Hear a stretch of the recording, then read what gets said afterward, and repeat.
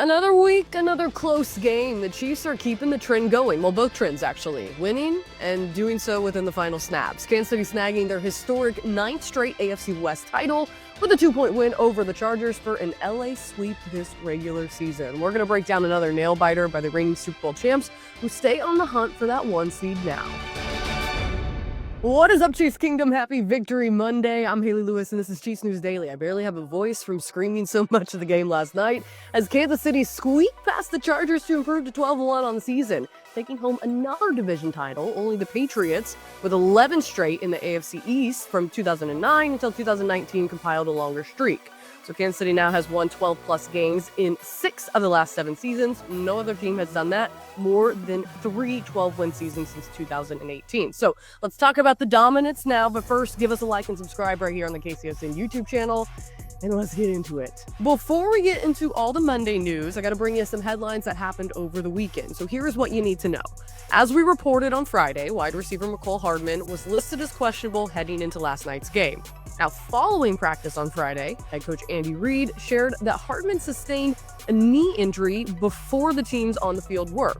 Reid said Hardman, quote, might not be available for Sunday night's game versus the Chargers. Then we got more news on Saturday when the team announced a few roster changes. So apparently Hardman's knee locking up was a little more serious than anticipated. Kansas City then shared via their official Twitter account that they have signed practice squad wide receiver Nico Remigio to an active roster contract, while also activating practice squad linebacker Swayze Bozeman and tight end Baylor Cupp via standard elevation. Here's the kicker, though. Chiefs then place wide receiver Mecole Hardman on the injured reserve, so another one bites the dust. All right, last bit of weekend news. The Rams did Kansas City a solid, and they beat the Buffalo Bills. That puts Josh Allen at 10-3 on the season. So after the Chiefs won last night, they've now stepped 2 games ahead of the Bills in the AFC at 12-1. This not only increases Kansas City's chances of snagging the 1 seed and a playoff bye, but it also gives the Chiefs a little bit of breathing room. Buffalo can only take the 1 seed away from the Chiefs if both teams in the regular season with the same record, meaning if the Bills would win out and the Chiefs would have to lose 2 more of their games before the end of the year. So they only have 4 games remaining. I like the odds. Up next, it is Cleveland, then Houston, Pittsburgh, and then Denver to close things out. All right, let us get to the good stuff. We got the game recap. So if you missed last night's thriller, or maybe you just want to refresh on some of the details in the headlines, we got you covered. Here we go. Inactives coming out about 90 minutes prior to kickoff. Here's why it's important. The Chiefs listed offensive tackle Ethan Driscoll, one of the rookies, as well as their rookie left tackle Kingsley Suamataia, as inactive. This just further confirmed what we already knew. DJ Humphries would be starting at left tackle, and Wanye Morris would rotate in as needed. Again, this comes into play later. The Chargers won the coin toss and elected to defer, meaning that Patrick Mahomes and company were up on the field first. Now, although it wasn't a touchdown, Kansas City found some points on their opening drive. Isaiah Pacheco was back in full swing, helping the Chiefs get down the field, of course, only to have their drive stalled out by a sack. So kicker Matthew Wright put it through the uprights for 47 yards, and the Chiefs led 3-0 early on. Now, Wright, who helped the Chiefs previously when Harrison Butker was hurt in a season before, is in to fill in for Spencer Schrader, who is on the IR right now after kicking just 1 game for the Chiefs. So Schrader was the original replacement for Butker this season, who is also currently on the IR. Moving on. Safety Justin Reid was the one who was kicking off for the Chiefs, and it then came to punt central. The Chargers and the Chiefs went punt for punt for punt for punt for punt until Nico Remigio's return set up the Chiefs on their own 45-yard line. So 5 consecutive punts later, Kansas City got down to the 15-yard line only to have red zone issues emerge yet again.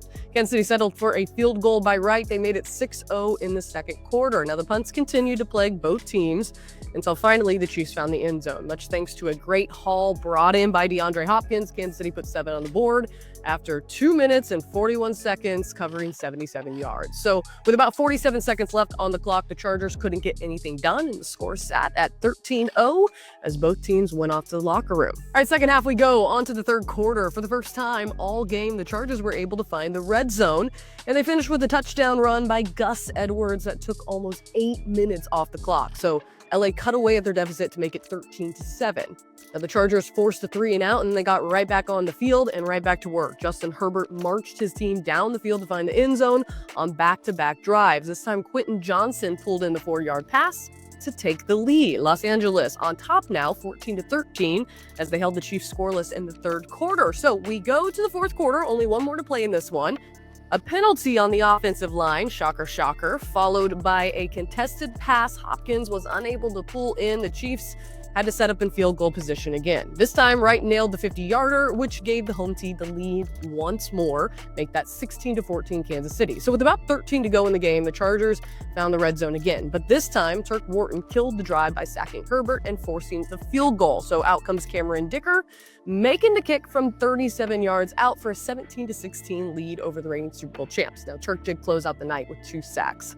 We got less than 5 minutes to go. The Chiefs took control of the clock, picking up some crucial first downs, much thanks to Travis Kelce, keeping the chains moving, but very slowly.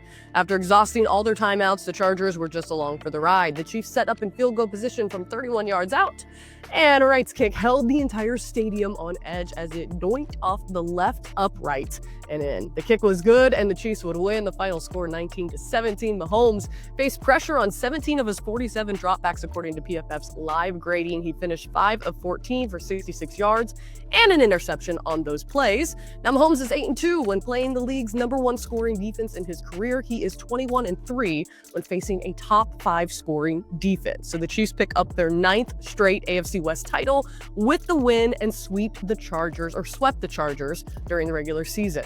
We got some more history to note as well. During the game, Travis Kelce became the fastest tight end in NFL history, 172 games to be exact, to reach 12,000 career receiving yards. So big congrats to TK.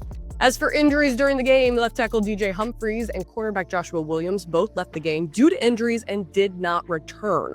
Humphries was ruled questionable to return due to a hamstring injury.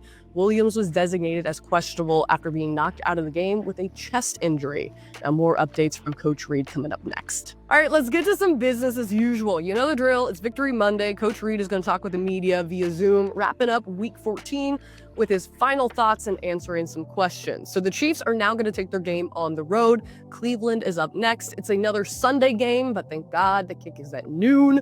The Browns, who are currently 3-10, most recently getting beat by a fellow AFC North foe, the Pittsburgh Steelers, are going to take on the reigning Super Bowl champs. So with that, I give you a big red. I don't have any injury updates for you. We're right in the middle of that process, and we'll just see how things go. So I know the tackle's one of that problems there. So we'll see how he does. He's feeling a little bit better this morning, but we'll see where it goes from here after he gets an MRI. So just his length of kickoffs, you know, the ability to kick it into the end zone there consistently. But initially it was the length. He's got a strong leg, and we thought maybe he could put it back there in the end zone. I don't have that for you either.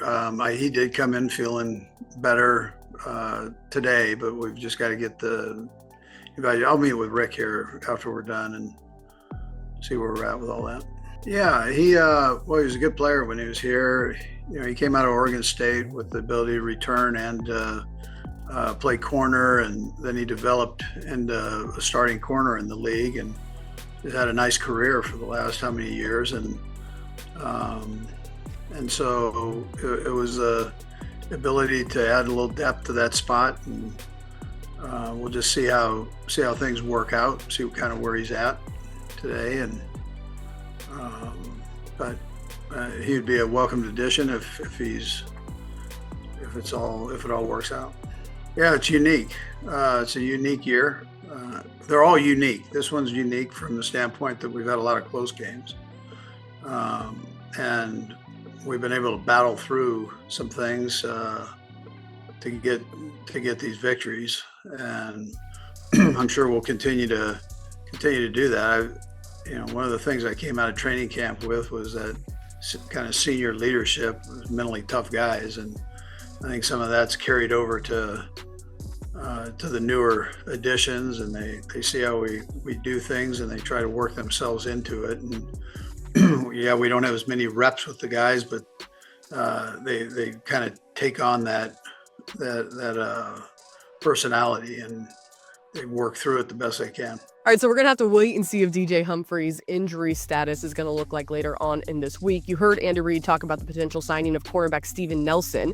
He previously played with Kansas City the first 4 seasons of his career, 2015 through 2018. He started 38 of his 52 games in KC, collecting 4 interceptions and 182 tackles before leaving in free agency before the 2019 season. He actually just retired technically this past June after 9 seasons in the NFL. Alrighty, folks, that does it for another episode of Chiefs News Daily. As always, we'll be back again tomorrow. In the meantime, like and subscribe right here on the KCSN YouTube channel. Have a great rest of your Monday. We'll see you back here on Tuesday.